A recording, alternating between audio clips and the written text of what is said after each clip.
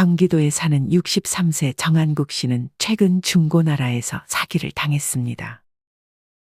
낚시를 취미로 하던 정 씨는 가지고 싶었던 낚싯대가 있었는데 새 것은 너무 비싸 중고로 구매하기를 희망했습니다. 정 씨는 직접 만나 거래를 하고 싶었지만 원하던 낚싯대를 가지고 있던 사람은 지방에 살고 있어 하는 수 없이 택배로 물건을 받아야 했습니다. 정 씨는 의심이 들긴 했지만 설마 사기를 치겠냐는 생각으로 150만 원 상당을 송금했습니다. 정 씨는 물건이 제대로 올지 조마조마했습니다. 이후 정 씨의 집에 택배가 도착했습니다. 정 씨는 설레는 마음에 박스를 열었지만 그 안에 들어있던 것은 낚싯대가 아니라 돌멩이였습니다. 정 씨는 그제서야 자신이 사기를 당했음을 깨달았습니다. 당연히 정 씨는 물건 보낸 사람에게 연락을 했지만 더는 답장이 오지 않았습니다. 정 씨는 속상한 마음에 다음날 아침부터 거리에 나왔습니다. 정 씨는 산책을 하다 자꾸만 분한 마음이 들었습니다. 잠깐 벤치에 앉아있던 정 씨의 맞은편에 정 씨보다도 더 낙담한 표정을 짓고 있는 또래처럼 보이는 사람이 앉아 있었습니다. 그 남자는 곧 안 좋은 선택이라도 할 것처럼 고개를 푹 숙이며 한숨만 쉬고 있었습니다. 부침성이 좋았던 정 씨는 그 남자에게 다가가 말을 걸었습니다. 무슨 안 좋은 일이라도 있으세요? 정 씨의 말에 경계하던 남성은 어디 하소연할 데도 없었는지 정 씨에게 그간 있었던 일을 말해주기 시작했습니다. 신탁사기요? 그게 뭐예요? 저는 처음 들어보는데. 저도 이번에 당하면서 처음 알게 된 사기예요. 혹시라도 이사 가거나 집 거래할 일 있으면 조심하세요. 이 남자는 자기가 최근에 신탁 사기를 당했다며 원래 살던 집에서 쫓겨나게 생긴 데다 심지어 그간 살았던 기간 동안 월세 비용까지 내야 할 판이라며 세상을 원망했습니다. 이 남자는 집주인과 전세 계약을 해서 문제없이 살고 있었습니다. 그러던 어느 날 이 남자는 중간에 이사를 가려고 했습니다. 이사를 가려면 다음 세입자를 구해야 했기에 인근 공인중개사를 찾아가 매물을 올려달라고 직원에게 부탁했습니다. 하지만 직원은 의아한 표정을 짓더니 이내 알 수 없는 말을 했다고 했습니다. 무슨 문제가 있나요? 이 남자는 공인중개사 직원에게 물었습니다. 이 건물은 지금 신탁이 걸려 있기 때문에 신탁회사랑 우선수익자 동의서가 필요한데 가지고 있으세요? 그게 없으면 매물을 올릴 수가 없어요. 직원의 말은 김 씨가 다 처음 들어보는 말이었습니다. 이 남자는 직원의 말을 듣고 다시금 계약서를 찬찬히 살폈습니다. 꼼꼼하게 확인해 보니 직원이 말한 단어들이 계약서 특약사항에 적혀 있었습니다. 정확하게 이해가 되지는 않았지만 어쨌든 동의서가 필요하다길래 이 남자는 곧장 자신의 계약을 중개한 다른 공인중개사에 가서 서류를 요구했습니다. 하지만 다른 공인중개사 직원은 이미 그 동의서를 받은 것이 아니었냐며 책임을 떠넘겼습니다. 공인중개사 직원은 자꾸만 동의서를 주겠다는 말만 하고 동의서를 주지 않았습니다. 그제서야 사기라는 걸 깨달았죠. 정 씨는 정확하게 이해하지 못했습니다. 그러자 이 남자는 신탁이라는 게 뭔지 설명해 주기 시작했습니다. 신탁이란 기존 집주인인 위탁자가 신탁회사의 임대주택에 대한 관리 처분을 맡긴다는 것입니다. 즉 집에 대한 소유권은 신탁회사가 가지게 되는 것입니다. 집주인은 이렇게 집에 대한 소유권을 넘기고 그것을 담보로 거액의 대출을 받을 수 있기 때문에 이렇게 신탁계약을 진행하는 것입니다. 하지만 정 씨와 대화를 나누던 남자의 집주인은 이렇게 소유권을 신탁회사에 맡겼음에도 불구하고 자기가 아직도 집주인인 것 마냥 신탁회사의 동의 없이 자기 마음대로 이 남자와 계약을 맺어버린 것입니다. 사실상 원래 신탁회사가 그 집에 대한 소유권을 가지고 있기 때문에 신탁회사 입장에서는 김 씨가 불법 점유를 했다면서 지금까지 살았던 기간만큼의 월세를 달라고 했습니다. 이 남자는 전세 자금도 못 받고 심지어 1,000만 원 단위의 월세까지 갚아야 하는 상황에 놓였던 것이었습니다. 집주인은 뭐래요? 뭐라긴요. 자기는 돈 없다면서 돈 못 준다고 하죠. 이번에 보니까 다른 지역에서는 심지어 공인중개사까지 이 똑같은 사기를 당했다 그러더라고요. 결론적으로 이 남자는 거의 2억이 넘는 돈을 신탁 사기로 잃게 됐습니다. 이게 자신의 거의 전 재산이었다며 은퇴도 한 상태인데 앞으로 어떻게 살아야 할지 모르겠다고 말했습니다. 여러분은 신탁 사기라는 말을 들어보셨나요? 갈수록 사기 수법도 참 다양해지는 것 같습니다. 이렇게 신탁회사와 계약을 해놓고 신탁회사의 동의 없이 자기 맘대로 다른 임차인과 계약을 하며 사기를 치는 경우가 최근에 많이 생기고 있다고 합니다. 문제는 신탁회사들이 이것을 방치하고 있다는 사실입니다. 신탁주택에 대한 임대차 업무나 월세 임대료 관리비, 청소, 수리 등의 관리 업무는 모두 신탁회사가 아닌 기존 집주인이 담당하고 있다고 합니다.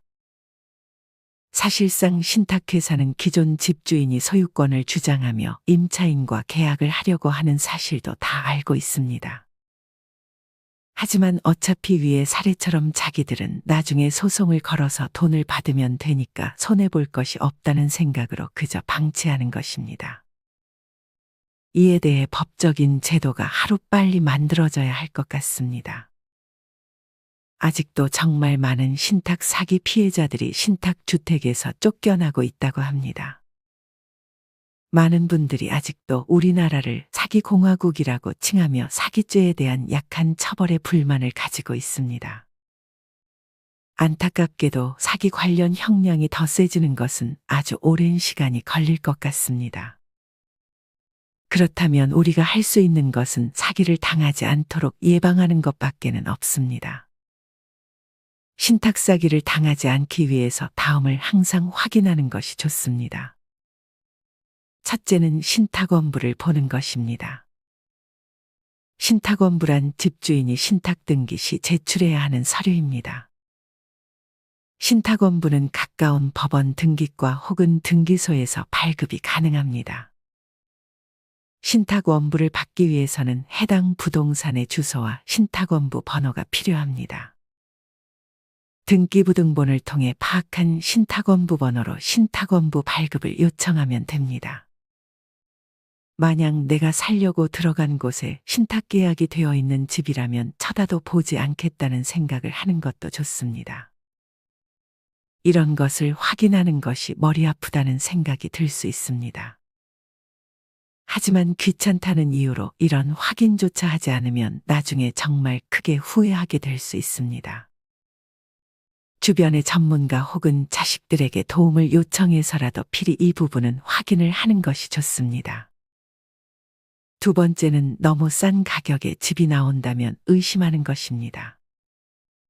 50% 할인 분양이라든지 시세보다 1억 싼 전세 이런 걸로 현혹한다면 거의 100% 사기일 확률이 높습니다. 큰 계약을 할 때는 항상 의심하는 습관을 가지는 것이 좋습니다. 정 씨와 신탁 사기를 당한 남자가 대화를 하는데 흥미가 있었는지 다른 벤치에 있던 20대 청년이 다가와 말을 걸었습니다. 이 청년의 표정도 말이 아니었습니다.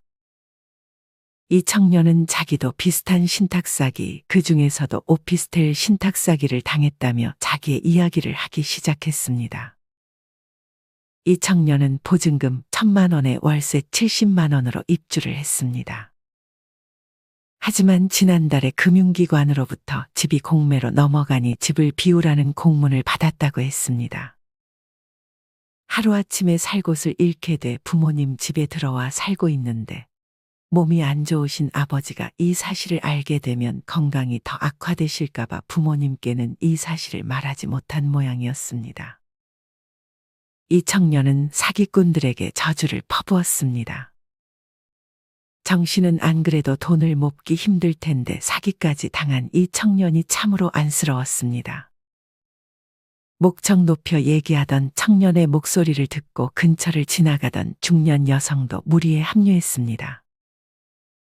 이 여성은 자기는 민간임대 아파트 사기를 당했다고 했습니다. 이 여성은 최대 10년을 거주할 수 있고 재산세나 취득세 등 세금을 낼 필요가 없으며 임대 계약이 끝나면 거주자에게 분양 우선권을 비교적 싸게 매입할 수 있다는 말에 혹해 민간 임대 아파트를 들어갔습니다. 하지만 나중에 알고 보니 이 여성이 계약한 집은 아직 사업계획 승인도 나지 않은 상태였고 집주인은 이 상태에서 임차인을 모집하고 있었습니다. 유명 건설사가 떡하니 지원을 해준다고 하니 이 여성은 의심하지 않았습니다. 이 여성이 들어간 집의 소유자는 계약도 없이 그저 유명 건설사 브랜드로 임차인들을 현혹했던 것이었습니다. 게다가 아직 확정되지도 않은 개발 계획으로 임차인들을 유혹했습니다. 이 사기꾼들은 향후에 GTX-C 노선 정차가 검토되고 있는 전철역에서 가까운 데다가 미래의 분양 전환 시 상당한 시세 차익을 낼 수 있다는 문구로 가입자를 끌어모았습니다. 심지어 문구에 최대 3억 원 이상의 시세 차익이 예상된다고 떡하니 보여졌습니다. 하지만 이렇게 공짜로 돈을 벌 수 있는 곳은 정말 그 어디에도 존재하지 않습니다. 시청이나 구청에 사업계획이 승인됐는지 물어봤어야 했어요. 유명 건설사와 계약되었다면 공식 계약 여부를 확인했어야 했는데 나중에 알고 보니 실제로 계약을 하지 않았다 하더라고요. 이 여성의 사례처럼 사업계획 승인도 나지 않은 상태에서 임차인을 모집하면서 유명 건설사의 허위 광고를 내세우는 사기 유형은 가장 흔한 사기 유형입니다. 이런 사기를 당하지 않기 위해서는 광고로 내세운 건설사와 정식 계약 여부를 확인해 봐야 하고 토지 소유권 상태를 직접 확인해 봐야 합니다. 무엇보다 과도하게 시세 차익을 낼 수 있다고 대놓고 말하는 곳은 일단 거르고 보는 것이 좋습니다. 정 씨는 사람들의 얘기를 듣고 자기가 당한 중고나라 사기는 아무것도 아니구나 하는 것을 느꼈습니다. 정 씨는 같이 안타까워해 주다가 이내 점심을 먹으러 식당으로 향했습니다. 정 씨는 홀로 국밥을 한 그릇 주문하고 TV가 보이는 곳에 자리를 잡고 앉아 있었습니다. 식당의 TV에는 뉴스가 틀어져 있었습니다. 뉴스에서는 최근 노인들을 대상으로 하는 주식 리딩방 사기에 대한 얘기가 나오고 있었습니다. 정 씨가 몰입해서 뉴스를 보고 있었는데 갑자기 식당의 TV가 꺼졌습니다. 알고 보니 정 씨의 옆에서 밥을 먹던 남자가 뉴스가 보기 싫었는지 욕을 하며 TV를 꺼버린 것이었습니다. 혼잣말 하는 것을 들어보니 자기도 똑같은 주식 리딩방 사기를 당한 듯 싶었습니다. 정 씨는 조심스레 이 남자에게 말을 걸었습니다. 이 남자도 아까 공원에서 만난 남자와 마찬가지로 어디 하소연할 데가 없었는지 아직 가족에게도 말하지 못했다며 정 씨에게 그간 있었던 일들을 말해주기 시작했습니다. 정 씨는 국밥이 나온지도 모르고 몰입해서 이 남자의 얘기를 들었습니다. 처음에는 그냥 지인이 어디 재밌는 데가 있다며 같이 놀러 가자고 했어요. 그곳에는 나랑 비슷한 또래의 노인들이 많이 있었고 웬 젊은 남자들이 재롱을 떨고 있었어요. 처음에는 소외된 노인들에게 말도 걸어주고 싱글싱글 웃으면서 잘해주니까 참 좋은 사람들이라고 생각했죠. 생각해봐요. 외로운 어르신들 모셔다가 즐겁게 해주면서 시간 때워주니 좋은 감정이 생길 수밖에 없죠. 그 다음엔 어떻게 됐어요? 그렇게 잘해주다가 갑자기 어떤 카톡방으로 들어오라고 했어요. 이 남자는 이때 눈치채고 빠져나왔어야 했다며 한숨을 쉬었습니다. 그 카톡방에서는 주식 종목을 추천해주면서 투자를 유도하는 바람잡이들이 상당히 많이 있었다고 했습니다. 이 남자는 그동안 받은 것들도 있고 해서 소액으로 투자를 하기 시작했습니다. 하지만 이 남자는 안 그래도 먹고 살기 바쁜 자식들에게 손 벌리기 싫고 병원비와 생활비 부담은 계속 커지는데 연금처럼 매달 먹고 살만한 배당금을 준다는 말에 점점 더 많은 돈을 투자했습니다. 혼자 살아 외로웠는데 살갑게 대해주는 게 고맙다는 이유로 그들의 제안을 거절할 수 없었다고 했습니다. 나뿐만이 아니라 많은 노인들이 나랑 똑같은 사기를 당했어요. 피해 노인들 중에는 대기업이나 금융사 임원 출신도 있었고요. 심지어 어떤 사람은 대출까지 받아서 10억 원을 투자해 몽땅 사기당했어요. 그 사람에 비하면 내가 잃은 돈은 돈도 아니에요. 이 남자가 당한 사기는 주식 리딩방 사기였습니다. 심지어 이 남자는 중간에 의심스러운 마음이 생겨 투자금 인출을 요구했더니 살갑던 청년들은 이 남자를 협박하기 시작했습니다.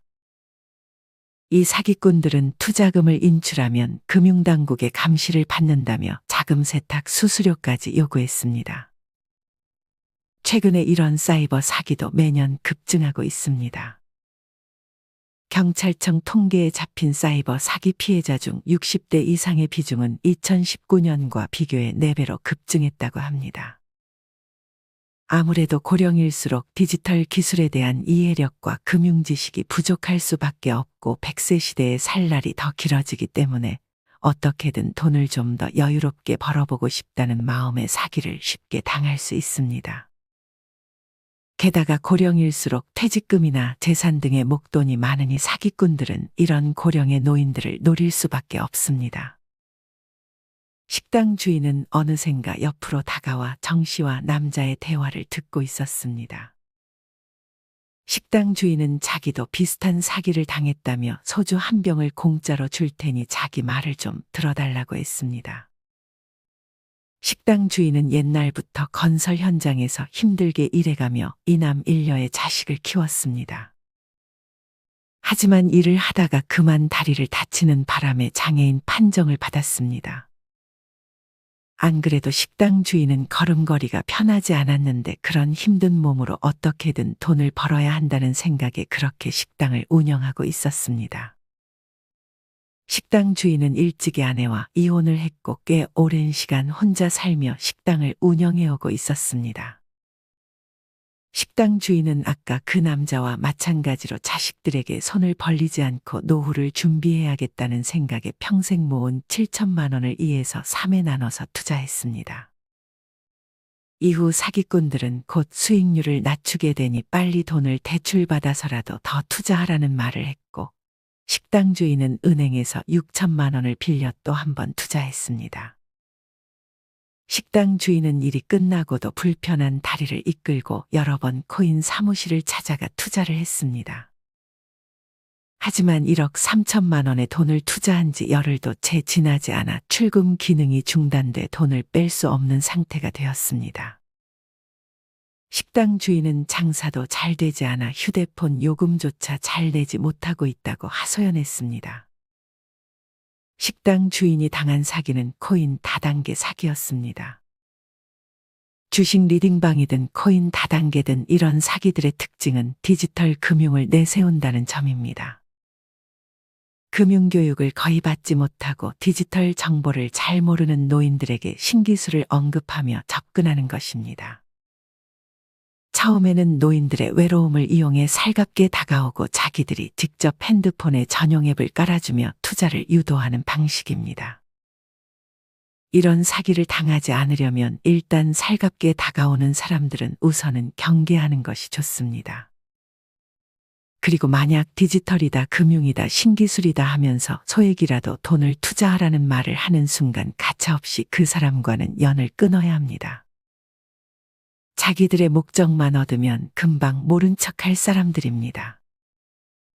어쨌든 사기를 당하지 않는 가장 확실한 방법은 내 돈을 아무것도 모르는 곳에 투자를 하지 않는 것입니다. 월에 얼마를 받을 수 있다는 꼬드김에 절대 넘어가서는 안 됩니다. 아예 모르는 사람뿐 아니라 친분이 있는 사람도 경계해야 합니다. 부산에 사는 73세 고 씨는 단지 친한 사이였다는 이유만으로 투자를 했다고 합니다.